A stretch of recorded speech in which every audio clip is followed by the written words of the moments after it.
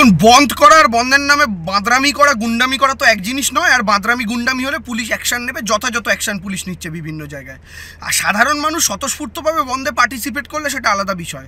কিন্তু সাধারণ মানুষের আমি ঝান্ডা নিয়ে গিয়ে, লাল কাপড় নিয়ে গিয়ে সাধারণ মানুষের দোকানে শাটার টেনে টেনে নামিয়ে দেবো, এটাকে গুন্ডামি বলে।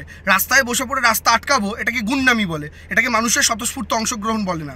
বামপন্থীরা এইটুকু বলুন, আজকে তৃণমূল কংগ্রেস সরকারের পুলিশ বন্ধ গুন্ডামিগুলো আটকাচ্ছে বলে আপনারা বলছেন বিজেপির বিরুদ্ধে বন্ধ, তাহলে আপনারা কেন আটকাচ্ছেন? তাহলে এই কথাটা বলুন।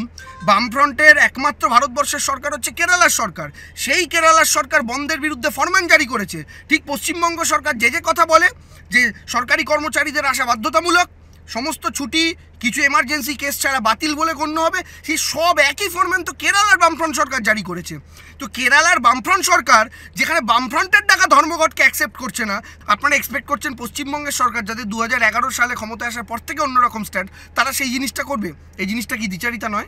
সৃজন, আপনাকেও কি তোলা কি পুলিশকে জিজ্ঞাসা করুন। আমরা ধর্মঘটের সমর্থনে মিছিল করছিলাম, শান্তিপূর্ণ মিছিল। সেই মিছিলও করতে দেবে না, ধর্মঘট করতে দেবে না, রোড ব্লকেট করতে দেবে না, মিছিলও করতে দেবে না। সন্দীপ ঘোষকে ছেড়ে দেবে, সন্দীপ ঘোষদের বাঁচানোর ব্যবস্থা করে দেবে প্রমাণ লোপাট করে, আর আমাদের প্রতিবাদীদের ধরবে। এই হলো বাংলায় বিজেপির কাছে নম্বর বাড়ানোর জন্য মমতা ব্যানার্জি পুলিশকে এখানে এনে দাঁড় করিয়েছেন।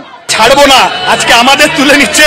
এখন অনেকক্ষণ এই ধর্মঘটও চলবে, রাস্তায় পুলিশ ব্যতিব্যস্ত হয়ে যাবে, তার কাটিয়ে দেবো আজকে পুলিশের, এমন আমরা দৌড় করাবো। সুতরাং যেটা একেবারে অভিযোগ তোলা হচ্ছে বামেদের পক্ষ থেকে, বিজেপি এবং তৃণমূল কংগ্রেস একসঙ্গে কিন্তু এই বন্ধকে সফল না করতে যাওয়ার জন্য চেষ্টা চালিয়ে যাচ্ছে, তেমনটাই কিন্তু তার বক্তব্য। এবং যেটা বলা হচ্ছে যে এখানে কিন্তু রীতিমতো বাম কর্মী সমর্থকদের সঙ্গে খণ্ডযুদ্ধের পরিস্থিতি হয়, খণ্ডযুদ্ধের পরিস্থিতি তৈরি হয়। এবং এই পরিস্থিতিতে ধরপাকড় চ্যাংদোলা করে রীতিমতো সৃজন ভট্টাচার্যকে গাড়িতে তোলা হয়। এসএসডি বিদিশা কালিতা তিনি এসেছেন, তার নেতৃত্বে বিশাল পুলিশ বাহিনী রীতিমতো ধরপাকড়ের যে প্রক্রিয়া, সেই প্রক্রিয়া চালাচ্ছেন। উত্তেজনা যখন বাড়তে থাকে, প্রথম দফায় উত্তেজনা, পুলিশের সঙ্গে মারামারি, ধস্তাধস্তি, পরবর্তী ক্ষেত্রে আবারও দ্বিতীয় দফায় যখন মিছিল শুরু হয়, তখন কিন্তু রীতিমতো ধরপাকড়ের প্রক্রিয়া চলে। দেখতেই পাচ্ছ ডিসি এসএসডি তিনি নিজে রয়েছেন, বিশাল পুলিশ বাহিনী রয়েছে, এবং যে যান চলাচল ব্যাহত ছিল সেই যান চলাচলকে স্বাভাবিক করার চেষ্টা করছে। আমরা ট্রাই করছি সিচুয়েশন নরমাল রাখার, যান চলাচল সব দিকে চলছে, আপনারা দেখতে পাচ্ছেন। পুলিশের সঙ্গে ধস্তাধস্তির ইয়েটা শুরু হলো কেন? না, এখন সব পরিস্থিতি ঠিক আছে, আমরা নরমাল ট্রান্সপোর্ট সব ঠিক রাখার চেষ্টা করছি।